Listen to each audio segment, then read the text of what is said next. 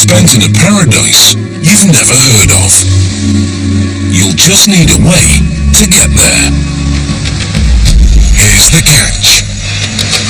That way has to go underwater. It would become the deepest immersed highway on Earth.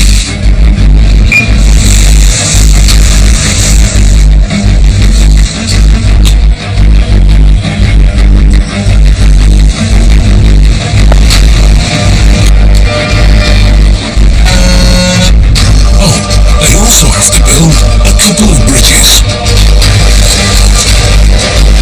And did we mention the typhoons?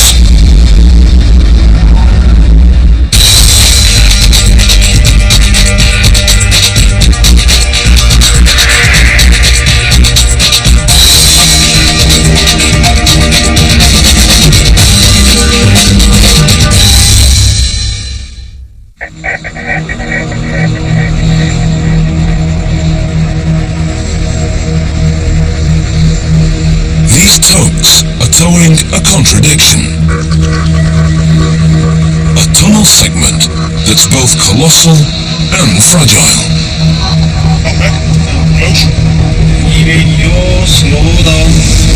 A raft of techno breakthroughs and untested results. Bound for a place few know, to entice the world to visit. And even sway the choice for the Olympic Games.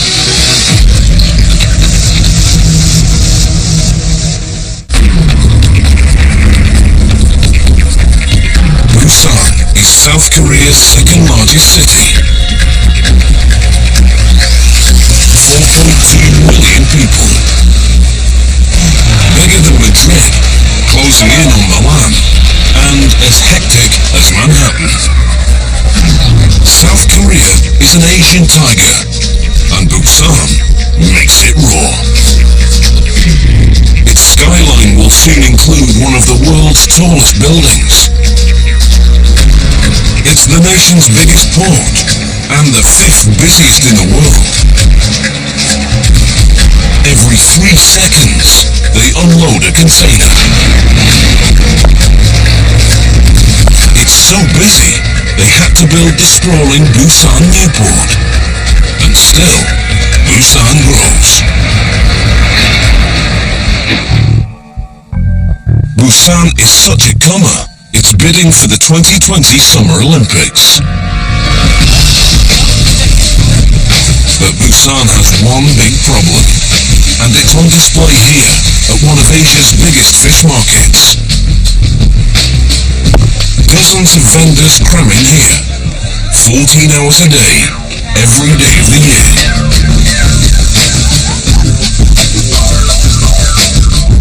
And that's the trouble with Busan.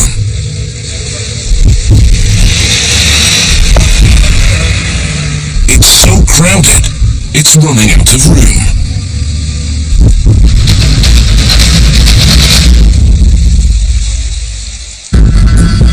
The solution to Busan's problem lies just across Jinhae Bay. Goji, an island 7 times bigger than Manhattan, but just 1/8 of Manhattan's population. Busan, Goji. Busan, Goji. Goji is a gold mine of development, a potential Korean Riviera, with room for Olympic athletes to hit their stride, and for the Korean tiger to stretch its legs. But Goji has its own big problem. Getting there.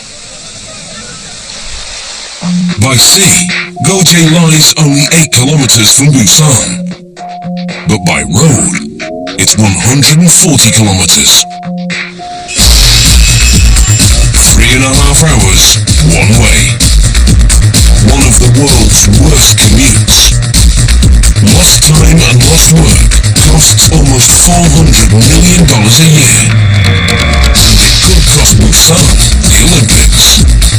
The athletes won't come if they can't get around. The solution will slash travel time from nearly half a workday to 40 minutes and revolutionize life on both sides of the bay. The Busan-Goje Fixed Link, a 4-lane highway that runs nearly 50 meters beneath the sea. Then it leaps across 2 colossal cable-stayed bridges, altogether longer than 80 football pitches. One of the biggest infrastructure projects in the world. Plunging 48 meters below sea level, the link will boast the deepest immersed roadway in the world. The tunnel will be composed of 18 mammoth segments, each as long as 2 football pitches and as heavy as an aircraft carrier. Wide enough to carry 2 lanes of traffic each way, with an access tunnel between. That's the concrete reality. Now, here's where it gets dicey. Each segment has to be carefully towed into position, then carefully sunk to the seabed. And all the segments have to align within 35 millimeters, less than a thumb's width. Weather adds its own demands. This site is exposed to the open sea. There are always high waves, and the water is deep as well. It is wide open to the Northwest Pacific Ocean, so we have extreme exposure conditions for the construction period. So we've got to be ready for whatever that sends us, like big swell waves, strong winds, and even occasional typhoon. Building a tunnel like none ever seen will take techniques like none ever tried. Yet the Koreans have never built an immersed tunnel. But this country has. The Dutch have 5 centuries of experience at holding back the sea. Afzinken van tunnels? Tunnel immersion is actually a Dutch speciality. If you look at the number of immersed tunnels in the world, most of them are in the Netherlands. Dan zijn verreweg de meeste in Nederland. The Dutch company had a zest for a challenge, and the confidence that they could solve these problems, and so we were able to trust each other. But that's how we ended up working with the Dutch. This is what confidence looks like.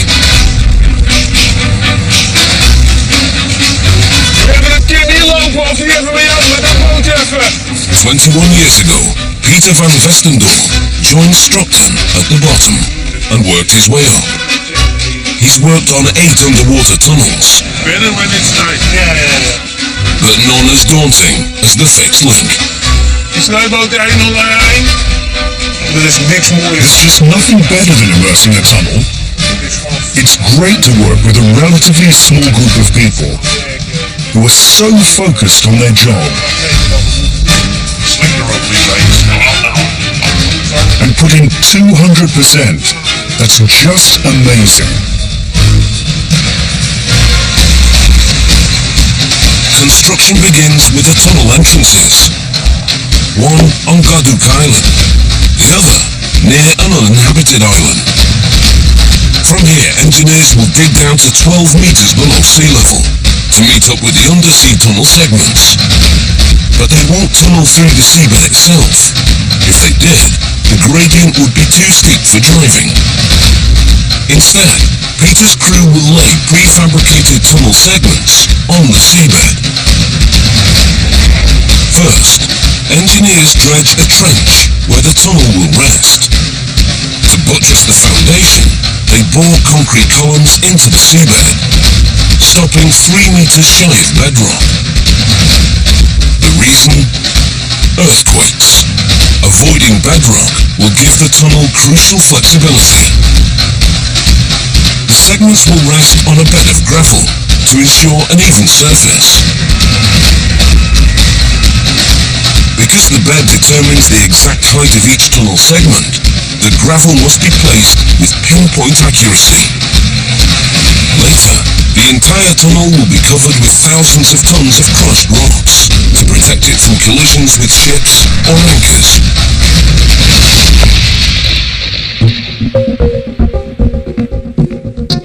Because the tunnel segments will be prefabricated, the first challenge is finding land for a construction yard. Not an easy task in Busan. If you look around, there's not a single metre of flat land anywhere that a contractor can use as a base for the construction period.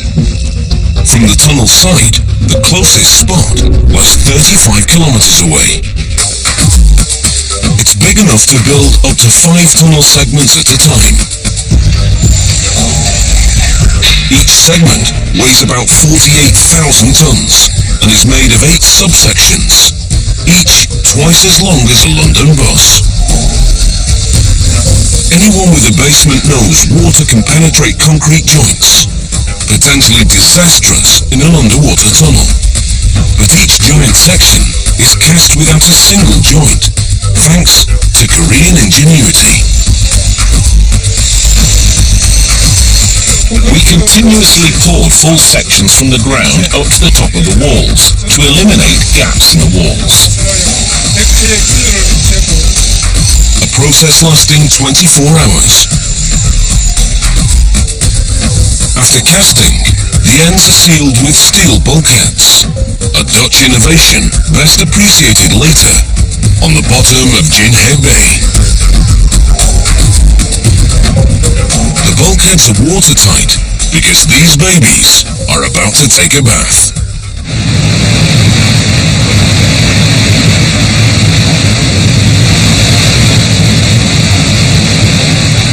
Flooding the dry dock will allow them to float the segments out to sea. The inundation of the dock takes approximately 48 hours. During the first phase, we let in water until it reaches the level of the bulkhead door. Then we'll check to see if the bulkheads are leaking. Once all the leaks are repaired, or if there are no leaks, we'll fill up the dock completely.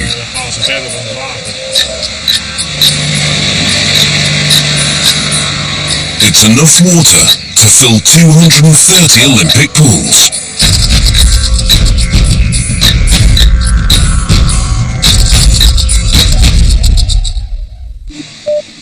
So how do you prep 48,000 tons of dead weight to float?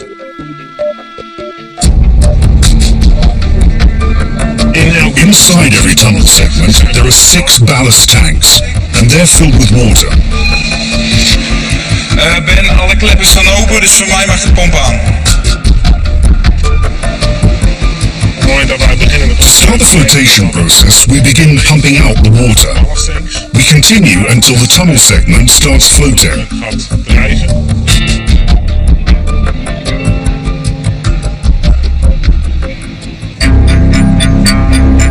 What the underground has to do is to tow the dead flow. Then with the other winches at the backside, we control the tunnel element sideways direction. Now they can begin to warp out the segment.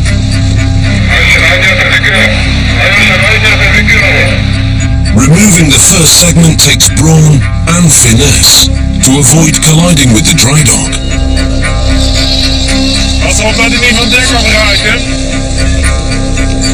With barely 2 meters on each side, there's no room for error. Ja, maar Ries, we zijn er doorheen, we zijn juist, dus we kunnen zo gaan remmen.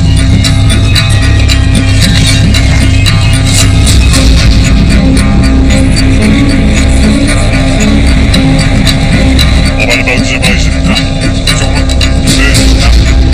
Believe it or not, clearing the dry dock was the easy part.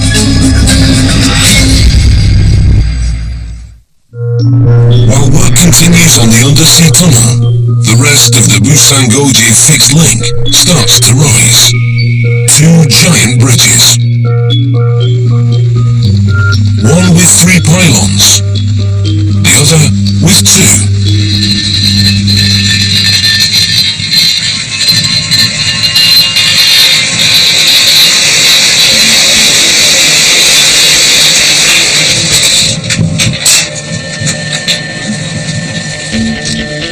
its topmost, the two-pylon bridge will soar 156 meters above sea level, the height of a 50-story building. The span between the pylons will stretch the length of 5 football pitches, with enough room for the tallest freighters to pass under. Crucial for a city that thrives on shipping for its livelihood.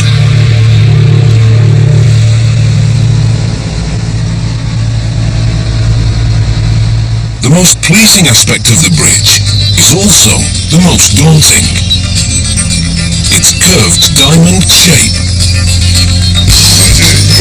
Of course, curved pylons are very difficult to construct, but they're very much in harmony with the surrounding scenery in many ways, and that they bear resemblance to a mother's praying hands and to the wings of seagulls. 35 kilometers away, the first 5 tunnel segments arrive at a temporary mooring site. From here, they'll travel across Jinhe Bay to their resting place on the sea floor, already leveled and lined with gravel. And here's how they'll get there. Pontoons the size of a mansion. Dutch designed, Korean made.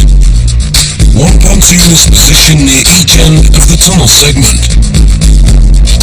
After arrival at the tunnel site, mammoth winches on pontoons will lower the segment to the seabed. At least, that's the theory, because it's never been done in the open sea.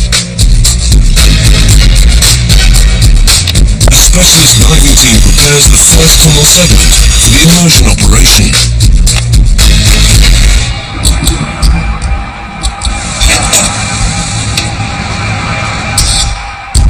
Divers test connections to data systems and power supplies. Standing by. And remove marine growth from the bulkhead.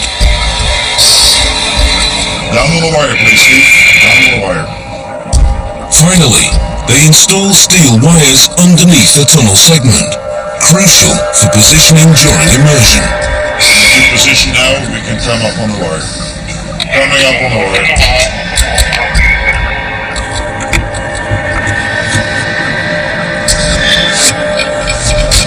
Above water, the crew are also adding a temporary access tower, so workers can enter the segment in case of trouble with the ballast tanks.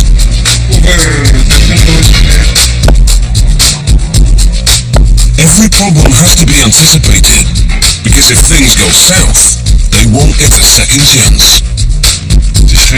What we do doesn't have anything to do with luck. We know what's involved, we know how the process works, and we have the feeling we control the whole process. Not quite. Back in Holland, the rest of the immersion team stands by to fly out. In all, 56 men wait for Peter to say go, and he's waiting for a forecast.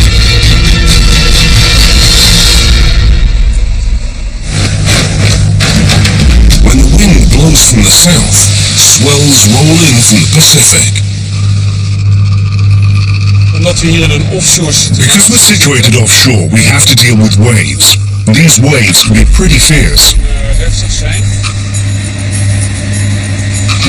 Even swells barely 30 centimeters high pack so much force they could fracture the subsections that form the tunnel segment.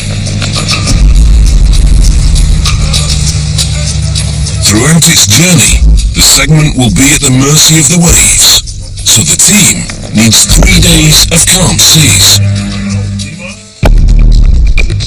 Structon looked around for a forecaster, but few dared to stick out their neck for such a costly guess.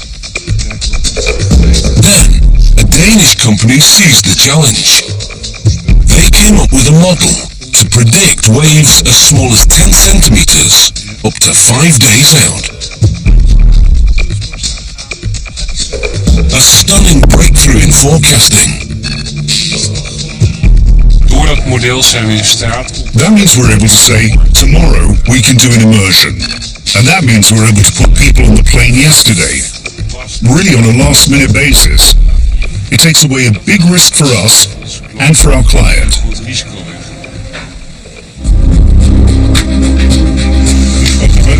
They are all showing the same prediction.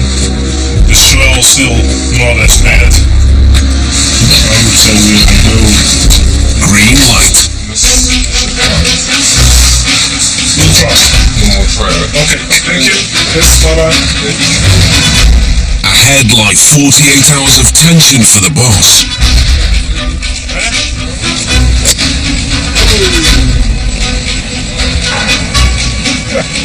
6 months of work, rides on steel threads, and a forecaster's guess.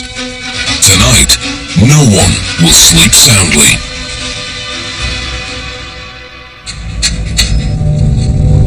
After a cautious voyage at 3 kilometers an hour, the first tunnel segment arrives at Garduk Island, the starting point of the tunnel. Joining Peter is the elite team fresh from Holland, among the few men on the planet who can do this job. Mooi anker 6 maar weer overboord. We gaan eerst de longtunnel secundair pakken. But working alongshore poses a huge challenge. 48,000 tons have to be maneuvered into a slot with just 1 meter of clearance underwater on each side.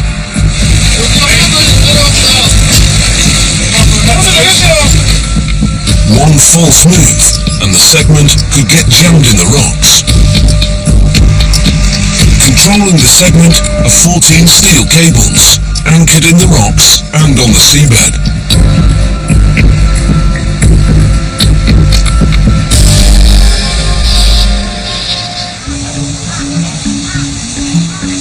Aligning the segment takes painstaking accuracy. Surveyors take readings using a system of prisms and mirrors mounted on the access shaft and the survey tower. It's all new to the Koreans, so it takes time getting used to the technology.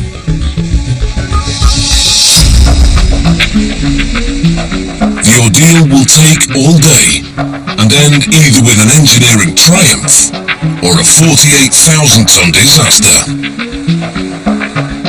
With so little clearance and so much at stake, the segment moves at a snail's pace. After a journey of 35 kilometers, it's now just 4 meters from the abutment.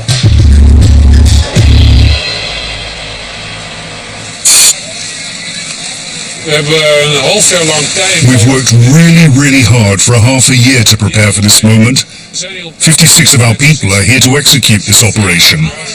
The Koreans are excited and tense because they've never witnessed this.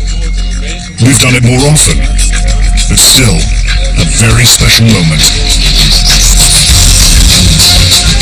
Till now, steel plates have protected the leading edge of the segment. Easy going. Behind them is a component as crucial as it is fragile. A rubber gasket to ensure a watertight connection with the abutment. Now they're ready to begin the descent. Operated by remote control, the ballast tanks slowly fill.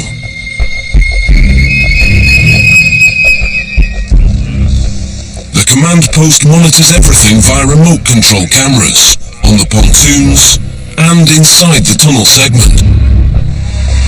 Oké, jullie mogen wat mij betreft alle 4 tegelijk laten zakken. The segment must align with the mouth of the tunnel to within 3.5 centimeters.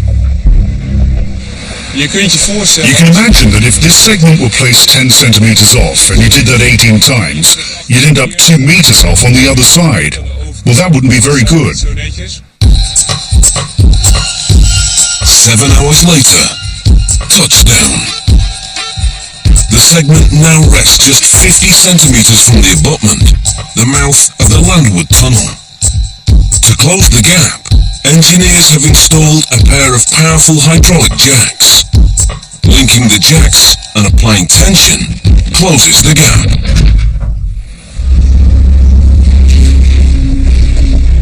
The final stage begins from the landward side.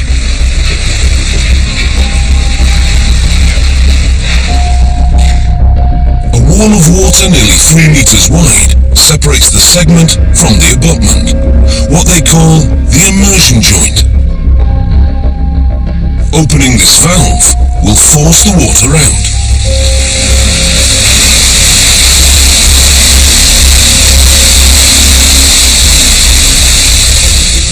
As the immersion joint empties, external pressure will further compress the gasket for a watertight seal. The echo from the bulkhead reveals the water level in the joint.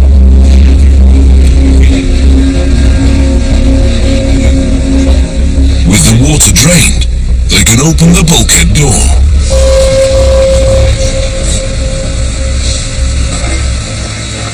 But the lock's jammed. You know that the was gonna break? Huh? Did you know that? Because you took your toolbox with you. This calls for cruder technology.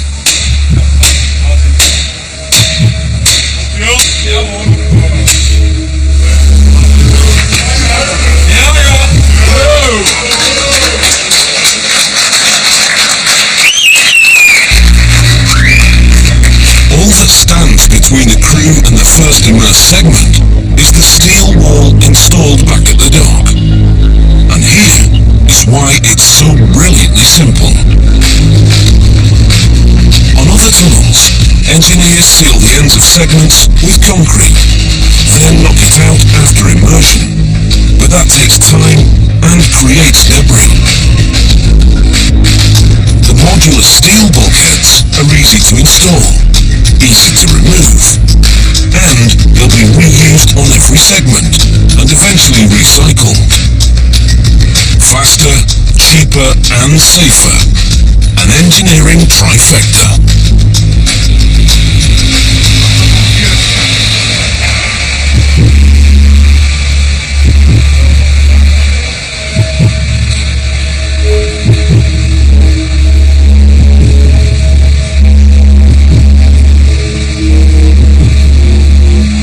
Finally, open sesame.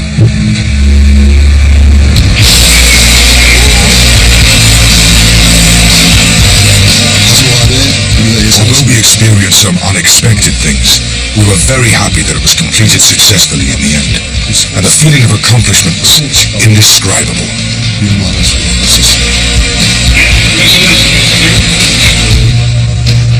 Their marathon operation lasted almost 78 hours. Some have gone 2 days without sleep. 1 down, 17 to go. And they won't all go smoothly. Like the Busan Tunnel, the bridges advance in segments, but 2 at a time, not 1. It's called balanced cantilever construction. Working outward, steel segments are laid on each side of the pylon to keep the bridge in balance. Then 2 cables are attached to brace the segments. Once they've done that, the derrick crane then lifts up 6 precast concrete panels and places them onto the steel frame.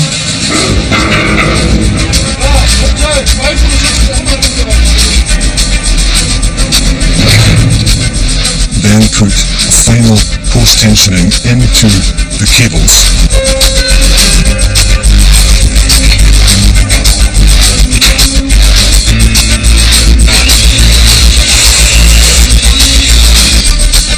And we're ready then to start the whole thing over again.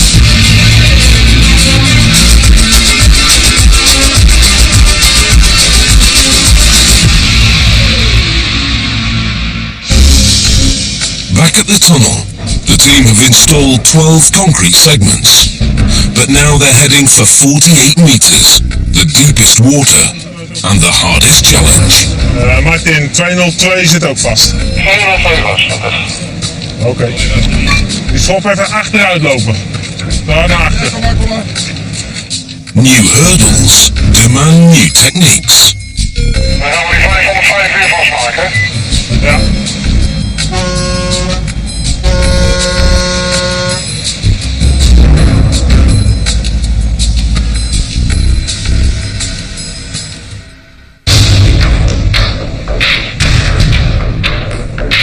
The sea floor out here is soft clay, so they need to set anchors that can hold the segment and pontoons fast.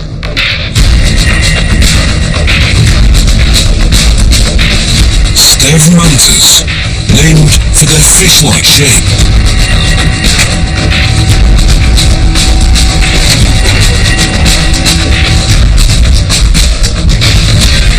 They're designed to dig in where other anchors lose their grip. Once segment 13 arrives here, 14 steel cables connected to the anchors will hold it in position.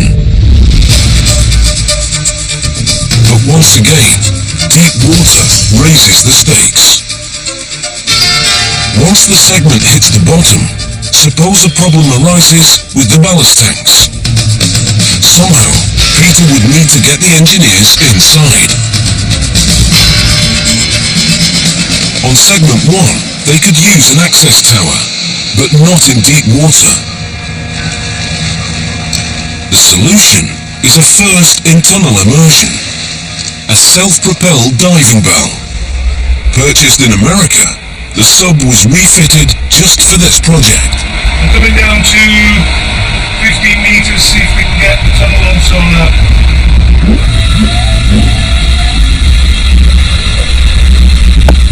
This is the tunnel element here. That's something probably forward around the corner.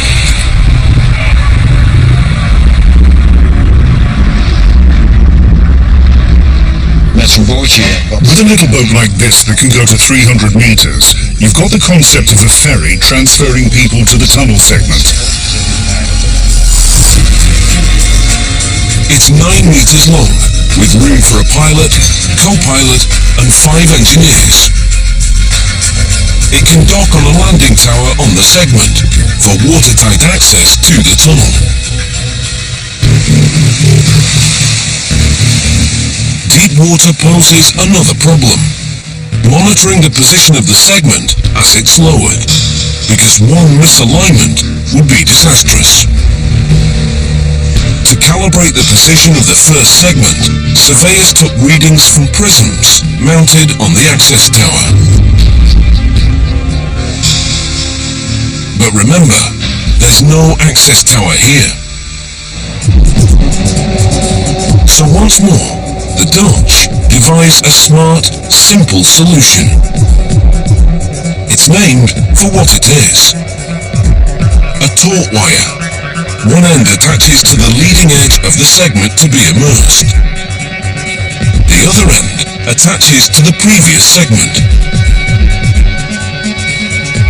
The taut wire ensures the connection stays under high tension. Positioning the device is a delicate operation. This custom-made model is the only one in existence. Breaking it is not an option. When this segment descends, a computer will record the length and angle of the wire, allowing the team to monitor the segment's position. De tautwire is nu op high tension? The taut wire is now under high tension between this segment and the previous one. And as the segment descends, the wire automatically retracts and becomes shorter. So that provides us with exact positioning data. To fine-tune the position of the segment on the seabed, 4 of these sensors are attached, one on each corner of the bulkhead. Another custom innovation for this project. And wait till you see how accurate they are. The whole operation is remote controlled from the command unit on the pontoon. With one click, they start filling the ballast tanks. werkt gewoon. You can feel the tension building up now. And then we all have one question. Can we do it again? Can we get it in position? It's the same tunnel, but it's farther away from the coast. It's deeper. The weather. Everything. So many aspects make it different every time, so you have to stay alert.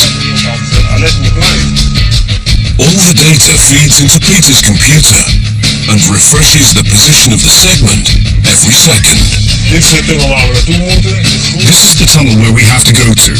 The green one is the final position, and this is where it is now. So you can see it's just below sea level. Die complex is zeker net 2. Even terug naar rond de 10 ton houden. Die zijn even wat zwaarder laten blassen, Anne. Data from the winches allows him to adjust the segment during descent. It all happens like walking downstairs. One step forward, one step down. And the deeper it goes, the more careful the steps. In deze fase waar die... At this stage, where the tunnel is just a few meters underwater, there's no problem. We can still move in any direction. Nothing can hit it. But when we're approaching the segment that's already on the bottom, then I have very little clearance, so the steps I make will be a lot smaller. De stap is veel kleiner die maakt. It takes 7 hours to descend 48 meters, just 9 centimeters a minute. The first step in joining the segments poses another challenge and another solution. The moment a tunnel segment approaches the one ahead of it, it's moving because of the swell. So we install 2 guide beams on the top end of the segment bulk. Another simple but elegant solution. The moment we pull them closer together, the guide beams become less flexible. The movement diminishes until the segment is motionless.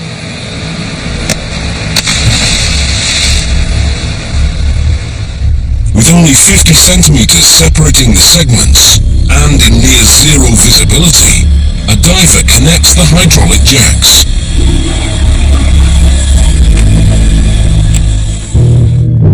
The segments seem aligned, yet the slightest error on this end will translate into a big mistake at the other. But the Dutch don't miss a trick. Kan ik de deur gaan uitschuiven? The 4 remote-controlled sensors on the bulkhead now deploy. They measure the position of the segment within 1 millimeter, the width of a guitar string, and relay the data back to the command center. Peter needs to shift 48,000 tons of concrete, 20 centimeters to the right.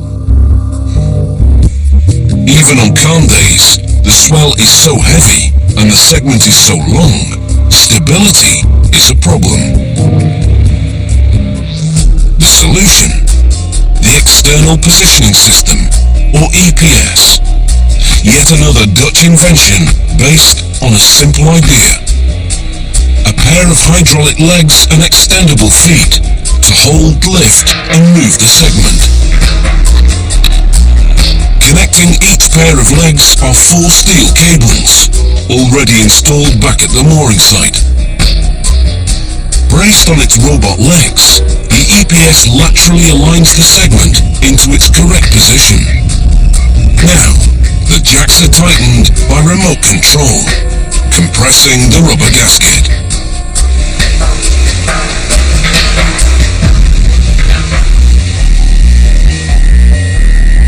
Done. One more segment, complete.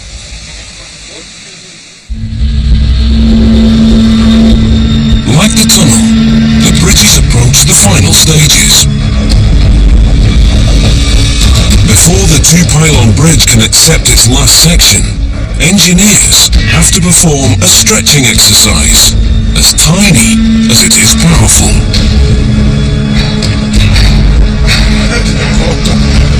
Both pylons have to be pulled back about 7 centimeters to create enough space for the key section to be placed. Once the tension is released, the final section will have a tight fit.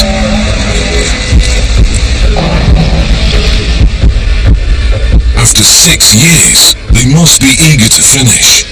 But just like the tunnel crew, they have to move in baby steps.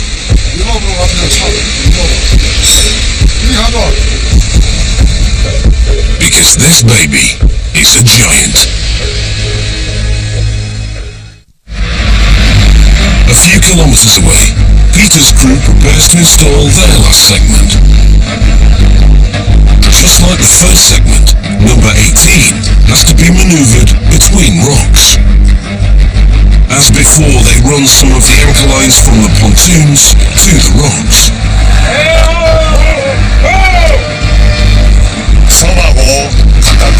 Because it's so close to the island, it's very difficult to install the immersion wires.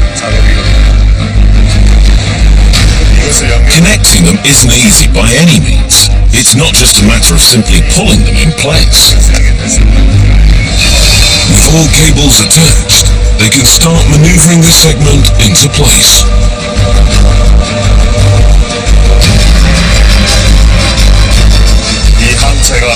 Because this segment is extremely heavy, we can't afford even a small mistake. Light contact can cause huge damage to the segment, and that kind of damage can set back the entire project. After 3 years, they'll open the last tunnel segment tonight, if all goes well.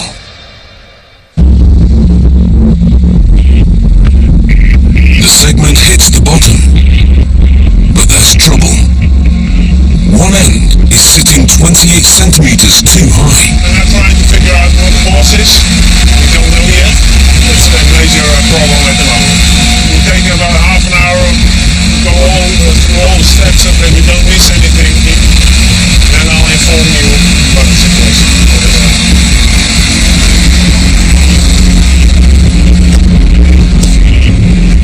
The gravel foundation under one of the EPS feet is overbuilt, so they'll have to remove the foot. And the grand opening will have to wait one more day. After final adjustments, the last tunnel segment now sits squarely on the sea floor. All that's left is entering the tunnel to seal the joint with the final segment. They'll enter via the tunnel entrance on Godhook Island. It's the last time Peter will make this trip. Je begint ergens aan 3 jaar geleden. You start something 3 years ago, and the first time you think, gee, still so many to go. The time flies, and now it's the last one. That feels kind of strange. Mixed feelings. The plan is almost finished, but it's a pity we can't do one more. We're approaching that moment again. It's at the bottom, opening the door, hoping it'll all be okay. After 3 years, light at the end of the tunnel. De klep gaat nu open op Sanjay. The last step is pumping water out of the immersion joint, so the segment can close up for a tight seal. Maurice, Peter, we hebben water in de ballen. Zie jij al de tunnel bewegen?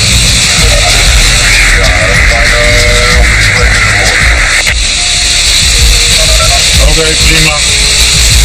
Ja, 3 minuten.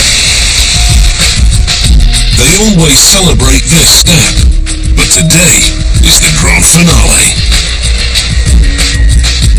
Once complete strangers, now firm friends, and soon to go their own way. The end of their long journey lies behind this bulkhead door,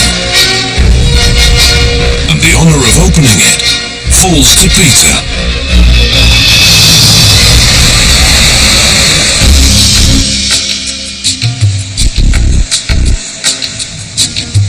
Back at the bridge, the final section is lifted into place.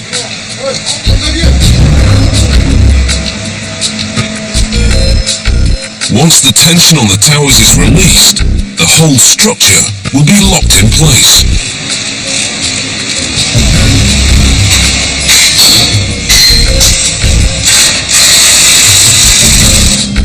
With the bridge complete, all that remains is opening the final segment of the tunnel.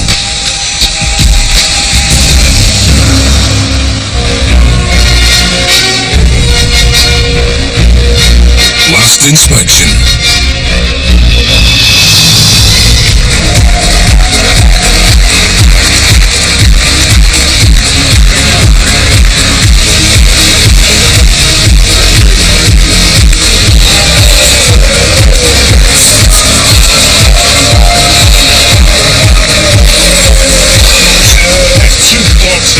Really extremely proud that we did it, and happy, of course.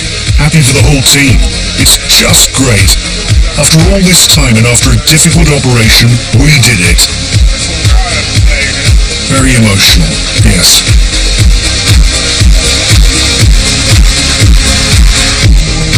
It's the moment.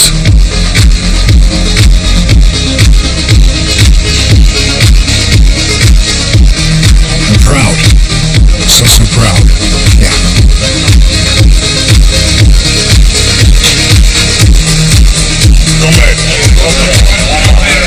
For Peter's team, the tunnel marks another success on a stellar resume.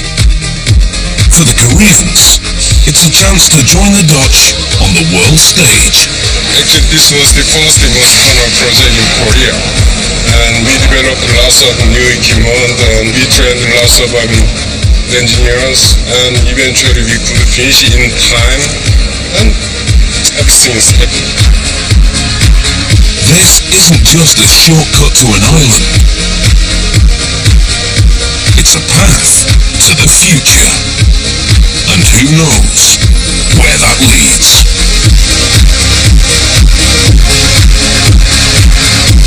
Brand new Megastructures visits construction on America's revolutionary spaceport at 10 p.m.